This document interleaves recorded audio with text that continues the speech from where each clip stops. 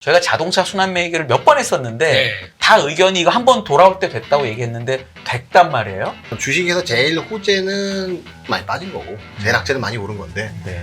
현대차가 이제 작년 후반에 좀 많이 빠졌더라고요. 근데 지금 가장 이슈가 트럼프 관세에 대한 이슈들인데 그 이슈는 일단 비껴갔다고 볼 수 있기 때문에 당분간은 제가 볼 때는 관심도가 계속 좀 있지 않을까 싶어서 내용들은 나쁘지 않다고는 하지만 아직까지 도전과제는 좀 있다. 그래서 기준점은 이번 주 21만 5천 원 잘 보고 대응하셨으면 좋겠습니다.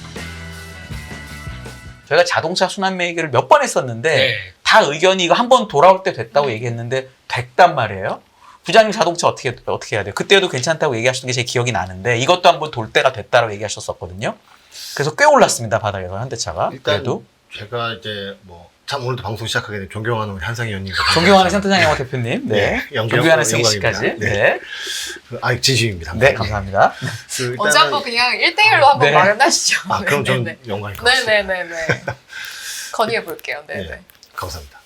일단은 제가 몇 번 말씀드렸지만 주식에서 제일 호재는 그러니까 특별한 그런 변수가 다 배제가 된다면 제일 호재는 많이 빠진 거고 제일 악재는 많이 오른 건데 네. 현대차가 이제 작년까지는 제가 이제 현대차를 어느 정도 이제 그쯤에서 좀 차익실현 좀 하고 해서 그런지 저는 되게 좋았던 기억밖에 없는데 작년 후반에 좀 많이 빠졌더라고요. 근데 그래도 이제 월봉을 봤을 때는 그래도 이제 그렇게 많이 밀린 것 같진 않았는데 역시 또 현대차는 실적도 뭐 나쁘지 않고 그랬는데 이제 뭐 트럼프 관세 나오고 전기차가 뭐 얘기도 나오고 막 하면서 이제 좀 여러 가지 얘기가 나왔는데 역시 이제 선제적으로 이제 트럼프 관세를 대응하기 위해서 이제 미국의 대규모 투자 얘기가 나오면서 좀 많이 돌렸는데 오늘 하루 종일 이제 그게 제일 이슈였는데 뭐 보스턴 다이너믹스 지분에 대해서 현대차 그룹 주들이 전체적으로 받는다 이 얘기도 좀 나왔고 해서 뭐 자동차주도 오늘 이제 보니까 이제 올랐다가 윗꼬리다가 음봉이 뜨고 하긴 했는데 이게 보시면은 뭐 지금 준비가 이따가 잠깐 보여드린 차트를 보시면은 오늘 개인들이 또 좀 많이 좀 팔았거든요, 현대차는. 보면은 이제 대형주들은 삼성전도 얼마 전 지난주 19일부터 반등을 했는데 반등할 때 보면은 항상 개인들은 빠질 때 사고 반등할 때 개인들은 다 팔아요. 그래서 보면은 좀 이제 안타깝긴 한데 오늘은 보면은 기관들이나 이런 데보다 일단은 현대차 같은 경우는 이제 많이 기다렸으니까 올라오면 당연히 팔고 이제 현대차 같은 종목을 사는 분들이 하루 5% 이상 기대하고 사는 분들은 없거든요. 그렇죠. 보통 사면은 연간 20, 30%면 대박이다라고 하는 분들이 많은 거고 몇 년 끌고 가서 40, 50%면 대박 이렇게 생각하기 때문에 하루에 7% 오른다? 일단은 파는 사람도 있겠죠, 당연히. 네. 그러니까 윗꼬리를 달고 뭐 음봉이 달고 뭐 이렇게 되긴 하는데 저는 뭐 계속해서 이제 자동차주도 현대차는 일단 트럼프 지금 가장 이슈가 트럼프 관세에 대한 이슈들인데 그 이슈는 일단 비껴갔다고 볼 수 있기 때문에 당분간은 제가 볼 때는 관심도가 계속 좀 있지 않을까 싶어서 계속 뭐 저는 긍정적으로 볼 수 있지 않나. 차트를 좀 보여주시면은 제가 그때 네. 현대차 보시면은 이게 현대차가 여기 그때 작년 11월 그다음에 올 1월 이 고점에서 맞고 계속 떨어졌거든요. 네. 그리고 그 전에는 이제 여기 저점이 올라올 때는 이제 저항선이 되지 않겠습니까? 그렇죠. 이제 2024년 4월 그다음에 작년 8월 이 부분이 이제 계속 막 그 바닥을 쳤던 자리인데 여기를 뚫고 내려가기 때문에 여기가 잠깐 저항선이 되는 부분도 있고 여기서 두 번 맞고 떨어졌기 때문에 여기서 이렇게 올라오면 음봉 뜨는 게 당연하다고 생각해요. 네. 어떤 저도 이제 중장기적으로 갖고 계신 분들은 뭐 아직 홀드를 했지만 이분들은 워낙 싸게 사셔서 지금도 여기서도 수익 구간이었거든요. 네. 그렇기 때문에 계속 들고 가겠다고 하셔서 이제 저도 이렇게 해서 들고 가는 고객님들이 있으신데 이 정도면은 일부는 좀 차익 실현하고 이제 또 이제 뭐 현금도 어느 정도 비중 들고 가야 되니까 저는 뭐 자연스러운 현상이라고 해서 현대차는 근데 이 월봉을 보시게 되면 이게 50개월 이평을 이제 강하게 뚫었거든요. 이 두꺼운 선이 50개월 이평인 선인데 뭐 항상 보면 50개월 이평을 강하게 뚫을 때 보면 추세를 돌렸기 때문에 현대차는 저는 추세를 돌렸다고 봅니다. 네. 그래서 요거는 또 뭐 긍정적으로 보셔도 되지 않을까 라는 말씀을 드리고 하여튼 그래서 외국인들 수급 같은 경우 다시 돌아서 말씀드리면 저는 그렇다고 해서 외국인들이 삼성전자도 좀 팔긴 파는데 그렇게 의미 있게 많이 팔지는 않거든요. 네. 그래서 저는 좀 그거를 그렇게 우리가 크리티컬하게 받아들일 필요는 없지 않나 라고 좀 생각하고 있습니다. 네. 참고로 저는 긍정론자라서 네. 알겠습니다. 통하시네요. 희망론자, 긍정론자. 주식하려면 웬만하면 긍정적으로 하는 게 좋다라는 저는 좋습니다. 여전히 생각하고 있습니다. 네, 그러면 외국인의 움직임 뭐 일일비할 건 아니다 이런 부분에 우리 대표님도 동의하시는지 그 어떠세요? 현대차도 어떻게 생각하시는지 네, 같이 한꺼번에. 말씀해 주시죠. 네, 사랑하고 존경하는 우리 건님. 네. 네. 현대차는 자료 보면서 할까요? 네. 예, 좋아요. 예. 네, 그래주시죠. 오늘 나왔던 내용들하고 보면서 네. 얘기를 드리게 되면은 일단 그러니까 돌리는 과정 쪽에서 이제 뉴스가 나오다 보니까 거기 또 이제 자극을 많이 받았었죠. 받았고 그래서 최근에 산 거 아닌가 그거는 모르겠습니다. 그거보다는 이제 좀 그러니까 롱쇼 플레이가 이제 막 들어가는 관점 쪽에서 이 정도면 너무한 거 아니야? 안쪽에 대한 무지개도 좀 들어왔다고 봐야 될 것 같고 그렇다고 아까 보니까 2월 달 판매를 보다 보니까 현대기아차 일단 7%씩 빠졌습니다. 네. 그래서 약간 그냥 선방은 하는데 여전히 그렇게 판매량이 좀 돌아선 건 아니죠. 그런 쪽에서 일단 그래도 현대차가 준비하는 과정을 보게 되면 미국 투자와 관련된 쪽에서 이 얘기가 나오면서 분위기 나오는데 그래도 아침에 그런 건 기분 좋더라고요. 그냥 트럼프 미국의 대통령과 어깨를 나란히 가서 영어로 하면서 이렇게 뭐 한 사람 한 사람 다 부르시더라고요. 그 예전에 미국 대사까지도 다 이름을 부르더라고요. 그러면서 딱 해서 하는 건 뭐 나쁘진 않습니다. 나쁘진 않은데 이제 내용들 보게 되면은 이게 210억이니까 우리나라 돈으로 한 30조? 네, 그 정도 좀 되겠죠. 그런 쪽으로 나오는데 그래서 이제 내용이 보면은 그 중에서 가장 많은 게 지금 그쪽 그래서 메타플랜트 쪽에 그러니까 조지아 공장을 중심으로 루이지애나 뭐 이쪽까지는 확장시키는 건 제철소 쪽이지만 확장시키는데 일단 기존에 있던 쪽들을 더 약간 120만 대로 확장시킨다. 그럴 수밖에 없는 게 지금 현대차 입장 쪽으로는 지금 그쪽에서 생산하는 라인들을 고가의 라인들, 그러니까 돈 되는 쪽들을 좀 뽑아내야겠죠. 그러니까 제네시스 쪽이나 아니면 SUV 좀 SUV. 그쪽으로 좀 강화를 시키려고 하는 전략 쪽에서 투자를 더하겠다라는 쪽들이다 보니까 나쁘지 않습니다. 수익성에선 방어할 수 있다라는 쪽으로 봅니다. 미국 내 생산이다 보니까요. 그럼 그렇게 되면 연결되는 쪽에 부품, 물류, 철강 이런 쪽까지 같이 들어간다. 그리고 요 규모가 떨어지지 않는 게 저는 요게 더 눈길이 가더라고요. 자율주행부터 로보틱스, AI, UAM 쪽과 네. 관련된 회사 그 이름 뭐죠? 갑자기 생각이 안 나는데 투자하는 회사. 어느 나라 거요? 현대차가 투자하는 회사. 모르겠습니다. 저 기억이 안 나요. 하나가 있는데 이따 칠게요. 보스턴 네. 다이내믹스 말고 하나가 더 있는데 네. 그게 갑자기 생각이 안 나네요. 그쪽에서 에너지 인프라 우리 LNG 쪽 여기 핵심인 것 같습니다. LNG 쪽 우리가 갔다가 그러니까 결국에는 LNG 갔다가 공장에 돌리는 발전으로 쓰겠다라고 하게 되면 그것도 하나의 변화라고 볼 수가 있겠죠. 그렇기 때문에 이렇게까지 하게 되면 완전히 딱 트럼프 행정부에 맞게 딱 전략을 만들어낸대요. 그러다 보니까 그래서 4년 동안에 210억 달러 되는데 4년을 보게 되면은 약간 임기 쪽에 그럼요. 아니, 당연히 그렇게 딱 하죠. 그렇게 맞춰놨더라고요. 네, 네. 그래서 머리 잘 썼구나 그런 그럼요. 생각이 좀 들고 있고요. 그런 쪽에서 봤었을 때 뭐 이제 트럼프 대통령이 얘기하는 거는 그래서 통과 관세 안 내도 돼라고 하지만 정확한 표현은 그게 아닙니다. 그러니까 즉 미국에서 투자한 쪽들이다 보니까 미국에 있는 공장들은 당연히 관세 안 내는 건 맞겠죠. 근데 반대로 한국에서 지금 미국으로 수출하는 것은 관세 매길 네. 겁니다. 그거는 그러니까 이게 전부 다 현대차가 모든 것에 면제가 됐다고 보시면 안 되겠죠. 그렇죠. 그런 쪽으로 있기 때문에 상호 관세 대상은 될 가능성이 높고 그리고 어제 얘기했던 것들 쪽에서 딱 보게 되면은 왜 제가 자꾸 그 상호 관세 관련된 쪽에서 의지가 변함이 없다라고 얘기를 하냐면은 거기서도 그러니까 현대차를 봐라라고 얘기했지만은 이래서 모든 다른 나라들의 이제 제조업들도 미국으로 들어와야 된다라고 얘기를 하거든요. 그럼 그 반대 의미는 안 그러면 이게 관세 맞을 텐데 이런 이쪽에 대한 얘기가 나오다 보니까 그럴 수밖에 없던 거죠. 그래서 지난번에 아마 월스트리트저널에서 자동차 품목 관세 부과 보류나 뭐 이런 쪽으로 나왔던 얘기는 추측성이 아닐까 쪽으로 된 얘기가 연결이 될 수 있지 않나 싶기 때문에 이거는 그때 가봐야 될 것 같습니다. 그래서 아마 그렇게 되면은 관세가 싸진다 그러면 또 현대차는 집중을 이쪽으로 더 많이 하겠죠. 미국 쪽에서. 그런 관점 쪽에서는 그나마 믹스 개선은 더 나올 수가 있기 때문에 나쁘지 않다라고 봐야 될 것 같고 그런 쪽에서 차라리 그거죠. 그러니까 관세 낼 바에는 투자하겠다라는 쪽에 대한 흐름들이 여기서 나오기 시작하게 되면 그거는 마찬가지라고 어떻게 보면은 잘한 결정이라고 볼 수 있고요. 그런 쪽에서 얘기로는 주주환원 정책에는 영향이 없을 것이라고 얘기를 하네요. 30조 그동안에 요 비용을 이렇게 갖다 쓰는 쪽으로 본다라고 하게 되면 여전히 지금 나오고는 높은 자사주 매입했다가 또 이제 한 3년 동안에 계속 하고 있는 전략들은 큰 변화가 없다라고 보게 되면 그건 이어갈 걸로 봐야 되겠죠. 그래서 결론적으로는 내용들은 나쁘지 않다고는 하지만 아직까지 도전과제는 좀 있다. 예. 이제 한국에서 미국으로 수출하는 자동차와 또 GM도 GM 한국에서 미국으로 들어가는 쪽도 똑같이 타격받습니다. 그러다 보니까 이렇게 되면은 아마 약간 중소형 쪽이나 라인업들이 좀 이렇게 어차피 관세 물고 같이 경쟁할 차들 같은 경우는 한국에서 많이 또 바뀌어지겠죠. 그런 쪽에 또 얘기가 나오고 있고 또 하나는 또 노조 얘기도 나오는 것 같은데 그거는 뭐 패스하겠습니다. 그거는 저희가 얘기할 것 같지는 않고요. 결론적으로는 이렇게 되기 시작하게 되면은 지금 그래서 이제 오늘도 막 가장 많이 플레이가 들어왔던 게 자동차 부품주 같은 경우도 많이 플레이가 들어왔는데 부품주는 오늘 아침에도 그런 생각이었지만 올라오면 팔아야 됩니다.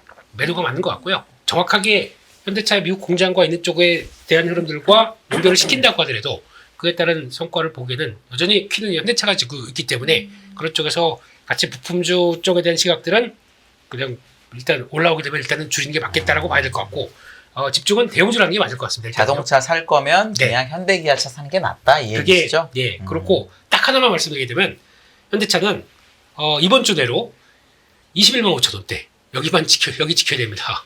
그러면 밀렸다가도 종가상으로 지킨다 이런 쪽으로 나오기 시작하게 되면 일단 우리 많이 고생했는데 라고 이렇게 버티면서 4월달 들어서 저희 작년 혹시 기억하십니까? 밸류업 한다고 얘기 나오고 주가가 거의 70% 80% 올라갔던 네. 거. 예. 거의 30만 원 가까이 갔었죠? 네. 29만 8천 원이었나? 28만 9천 원이었나? 예. 그렇게 나올 수도 있습니다. 그렇죠. 네. 그렇게 나올 수도 있는데 그게 뭐냐면 워낙 록쇼 플레이에 따른 변화라고 봐야 되겠죠. 그런 밑그림이 그려질지 아니면 이 정도쯤에서 현대차 말고 다른 거 할 거 많은데? 라고 하게 되면 또 약간 소외가 되겠죠. 그래서 그 기준점은 이번 주에 21만 5천 원 잘 보고 대응하셨으면 좋겠습니다. 네. 네. 다음에 이제 아까도 매도를 보면은 방산하고 이런 거 되게 많이 매도가 있었잖아요. 맞아요. 우리 김bil 센터장님이 방산, 조선, 송배전주에 대한 뷰를 좀 가져오셨는데 요거 정리 많이 궁금해하실 것 같긴 하거든요. 요거 정리 좀 해주세요. 일단은 저는 이제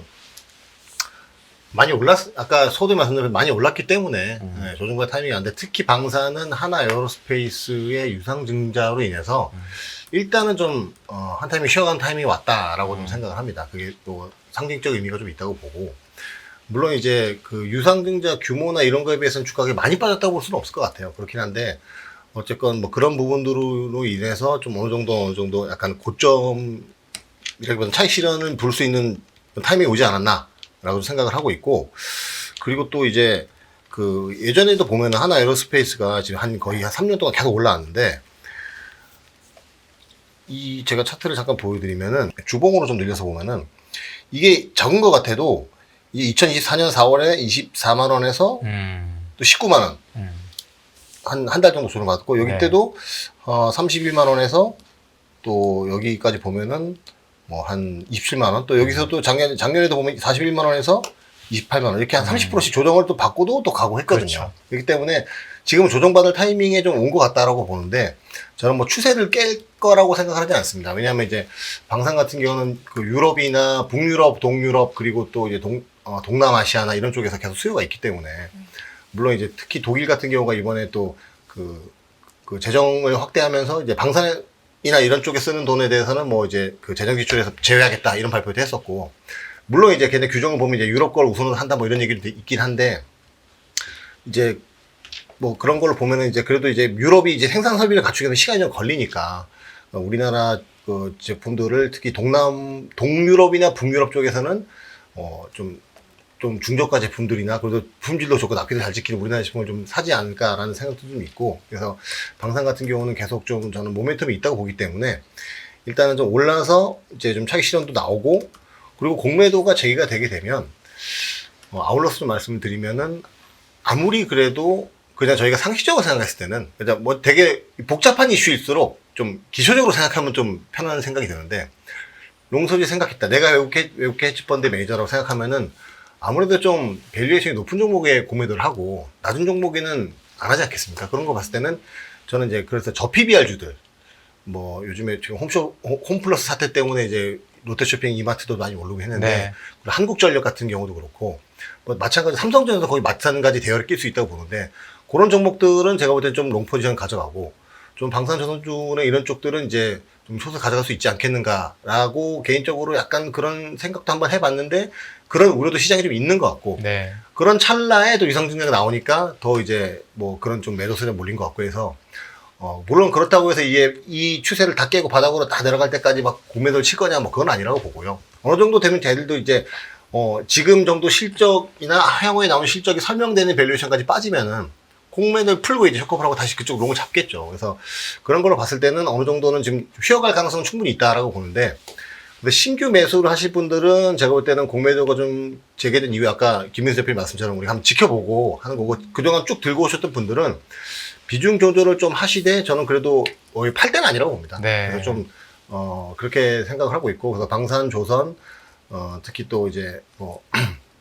송배전 같은 주들도 보면은 아직까지는 저는 그 장기 추세는 이탈하지 않을 거라고 보기 때문에, 그리고 또 얼마 전에 저희 또 이게 인포맥스 라이브에서도 우리 존경하는 또 이선엽 이사님이랑 또 한상희 의원님이 또 불꽃 튀는 설전을 하는 것이 저 이제 보통 나오시는 분에 항상 반대로 말하는 게 제 스타일이어서 아니, 그렇게 저는 뭐 봤습니다. 네. 진짜 말 그대로 용호상박이 아닌가 네, 이러면서 정말 재밌게 봤는데, 뭐 저는 그 부분 말씀하신 두 분 말씀하신 거 다 저는 공감을 했거든요. 네, 공감했는데 그런 걸로 봤을 때도 이제 거기서 저는 이제 그 두 분 말씀 우리 한상혜님이나 이선엽 존경하는 이선엽 이사님 저도 개인적으로도 이제 설명도 몇 번 뵙고 아니 너무 했는데 특정 두 분에게만 존경하는 자리 붙이시는 거 아닙니까? 아이고 존경하는 김민수 대표님이십니다. 아, 왜 이러세요? 왜 이러세요? 네. 근데 이제 그 예. 두 분이 말씀하실 때 제가 거기서 캐치한 건 뭐냐면 네.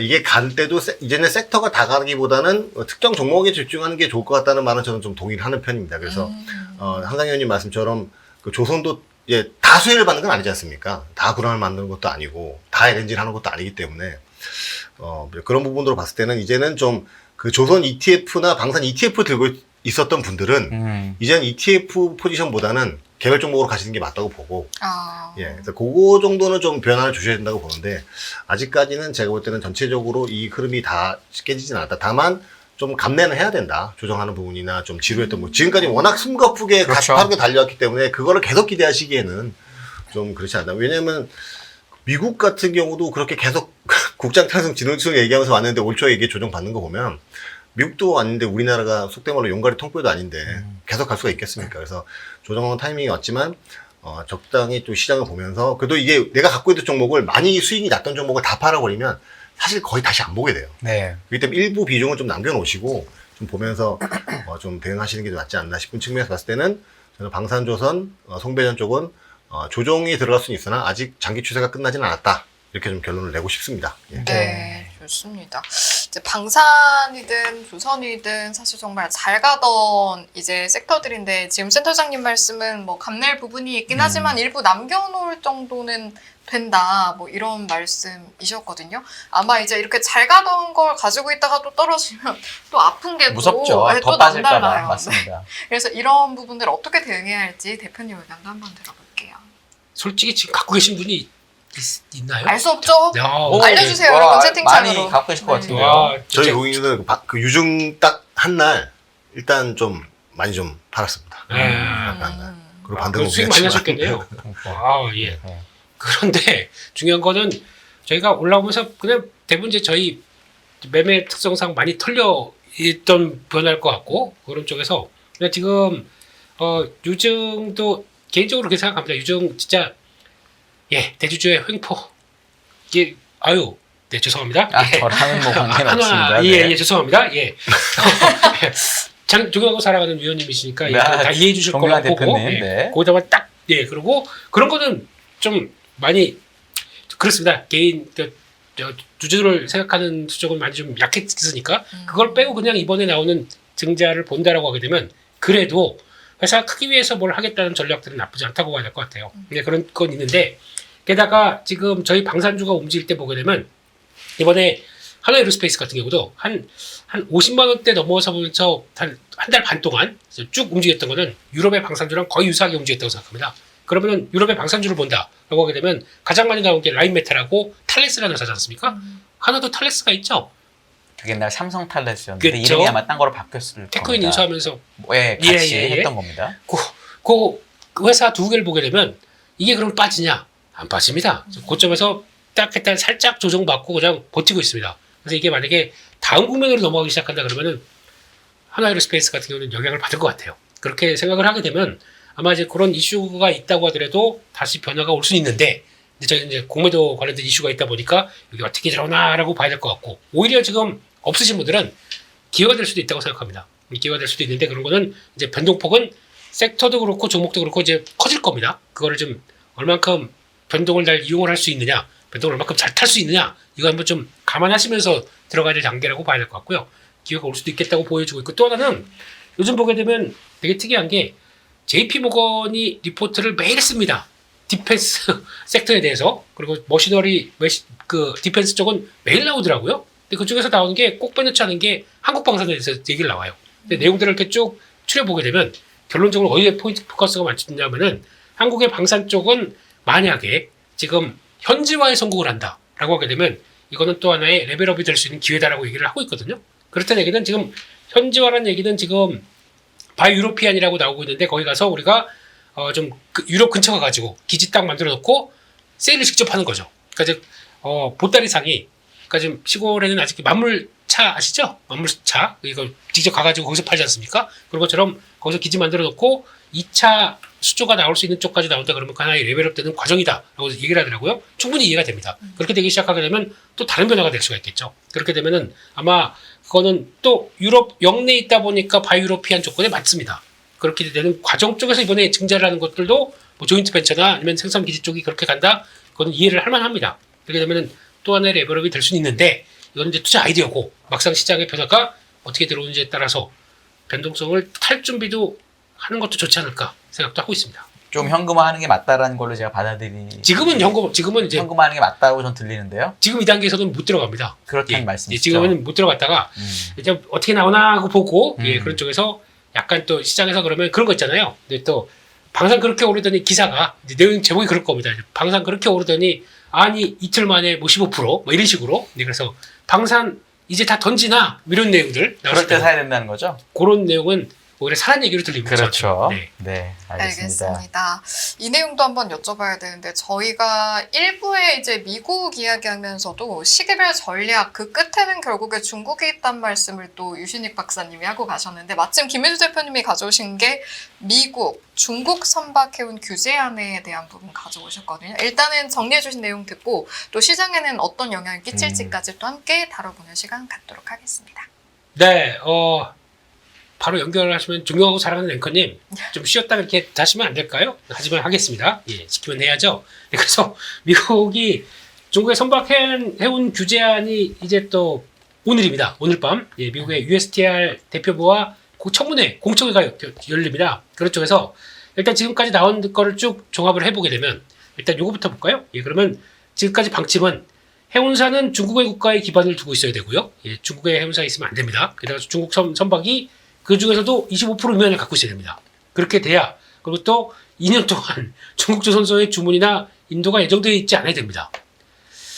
미국이 작정을 했네요. 이런 쪽으로 보게 되면. 그래서 보게 되면 이게 요거가 다 비껴나가는 게 어디냐라고 하게 되면 전 세계 선박의 98%가 여기 다 걸린다고 합니다. 그러면 다 걸리는 거예요. 그러니까 결론적으로 그러면 미국에 들어오려면은 수수료 내. 어떤 수수료 내냐면은 각 선박에 대해 최대 100만 달러 수수료 부과되고요. 거기다가 기항지마다 최대 150만 달러 수수료. 그러니까 모든 선박은 미국에 들어올 때마다 100만 달러 내라는 얘기입니다. 이게 말이 그래서 그런 내용들입니다. 그래서 이제 중국을 미국은 이제 선박 쪽이나 조선 쪽이나 아니면 해운 쪽이 많이 위축되다 보니까 근데 그 국적 선단이라는 것도 많이 좀 거의 막 무의미하게 지금 돼 있는 상황이다 보니까 거기서 뭔가 찾아가겠다 주도권을 하는 쪽은 좋은데 이걸 보다 보게 되면 그러면 미국에서도 반발을 하고 있어요. 미국에서 있는 항만이나 또 해운사 같은 경우는 아니 이거 하지 말란 얘기 아니야. 중국 규제한다고 그러는데 우리가 피해를 보게 생겼네. 이쪽의 반발도 만만치 않습니다. 그래서 이게 규제가 들어온다는 것보다 그럼 여기서 또 로비를 엄청 하겠죠. 그런 쪽에서 아직 좀 상충되는 문제가 있기 때문에 이거의 규제가 약간 완화가 되든가 아니면은 이걸 가지고 통과되기는 좀 어려운 그걸 통해서 이제 행정명령을 통해서 뭐 이런 식으로 액션이 나오기는 좀 어렵다는 쪽으로 받아들이지 않나 라는 쪽으로 봐야 될 것 같고요. 고사 한번 읽고 볼까요? 물이라도 한잔 하실래요? 네? 숨 좀 돌리셔야 될 것 같아서. 이미 배는 그냥 가겠습니다. 보니까 네네네. 저기 그림에 중국하고 다른 나라 저 비중도 좀 잘 보셨으면 좋겠어요. 좀 톤수가 네. 정말로. 요거 그러니까 톤수로 나온 게 되게 핵심인 것 같아요. 네. 보게 되면은 일단 지금 중국 제외 나머지 국가와 중국 쪽을 보게 되면 이제 2020년대부터 어떤 변화가 나왔냐면 중국은 이제 조선을 키우는 여러 가지 요인 중에 하나가 남는 노동력을 이쪽으로 키워서 실업률을 떨어뜨리겠다라고 했던 측면들도 많이 높다고 하더라고요. 그런 쪽이다 보니까 과거 2000년대 중반 때 나왔던 그때 그 약간 이때는 중국이 조섭이라고 봐야 약간 좀 통통부에 만드는 수준 그런 쪽이었는데 지금은 많이 올라왔겠죠. 그러다 보니까 그 정도까지 점유율이 좀 올라가고 있습니다. 그런 쪽에서 나머지 국가는 그만큼 못 올라와요. 그러면은 그 상태인데 중국이 이만큼 커서 좀 레벨업이 됐다라고 하게 되면 중국에 대한 위협들이 얼만큼 큰지 바라보는 거겠죠. 전체 점유율로 보게 되면 50%대를 찍었습니다. 그러니까 이렇게 나오게 되면은 미국이 가만히 있을 수가 없는 거죠. 중국이 다 주국하겠네? 이라는 생각이 들다 보니까 이렇게 나온 거는 맞는데 그렇게 되면은 이제 그럼에서 불구하고 좀 강화된 정책을 쓰기에는 여러 가지 좀 부담감도 자국에 대한 피해도 있기 때문에 만만치 않다라고 봐야 될 것 같고 이런 쪽에서 이제 한국도 계속 얘기가 나왔던 부분이죠. 올해 초 같은 경우도 조선 쪽 얘기할 때 중국 얘기를 또 빼놓지 않고 하는 게 이런 문제지 않습니까? 이렇게 되기 시작하게 되면 아마 이제 중국은 점유율을 올리려고 무슨 뭐 저가 수준부터 독 들리고 뭐 여러 가지 수단을 다 사용한다고 하더라도 이게 만약에 그러면 딱 지금부터 2025년이니까 28년, 그러니까 2017년 8년 넘어갈 때는 이제 그때 또 약간 좀 독이 다 찬, 그러니까 독이 다 끝난 한국이나 아니면 또 업황이 또 다시 다운사이클에 대한 얘기가 또 나올 수밖에 없는 그점으로 갔었을 때 중국 투자를 했다가 배를 못 만들게 되면 이건 또 심각한 또 후유증이 겪는 게 아니냐라는 쪽들도 저희가 겪어봤지 않습니까? 저 이번 게임 해봤어요 이거 아닙니까? 이 게임을 해봤어요 그거 아닙니까 지금? 네. 네. 한국은 그렇게 얘기하면서 좀 투자를 안 하고 있는 거고 그런 쪽으로 봤을 때는 중국이 혹시나 또 약간 좀 타격을 받을 가능성도 있기 때문에 그런 쪽에서는 한국 미리 준비하고 있다라는 쪽과 함께 또 한국의 관심은 LNG죠. 어차피 지금 미국은 LNG 뽑아내려고 열심히 노력하고 있고 그다음 중동 쪽도 사우디아라비아 같은 경우도 지금 2030년까지 지금의 LNG를 1.5배 끌어올리려고 합니다. 그만큼 전 세계에서 LNG에 대한 수요를 그러니까 많이 나와서 공급이 높다 보니까 가격이 떨어지면 그걸 활용할 또 방안들이 많이 나올 거 아닙니까? 그렇기 때문에 그런 쪽으로 봤을 때 그러면 운반을 해야 될 거고요. 그렇게 되면 그에 따라서 LNG에 대한 수준은 조금 더 발주는 좀 더 나올 것이다라고 하게 되면 차라리 그런 쪽에서 LNG를 활용한 그런 라인들은 계속 또 보는 건 맞겠다고 생각되는데 아직까지 중국은 그쪽은 조금 아직까지 뭐 따라오긴 따라오는데 좀 덜하다. 그러면은 거기에 포커스를 맞추고 보는 게 맞지 않나. 라는 쪽으로 일단 여전히 봐야 될 것 같습니다. 안녕하세요. 이승입니다. 더 많은 영상을 보고 싶으신 분들은 화면 오른쪽에 있는 구독 버튼을 눌러주시기 바랍니다. 그리고 영상을 보시면서 좋아요는 필수인 거 아시죠? 항상 인포맥스 라이브를 사랑해주셔서 감사합니다.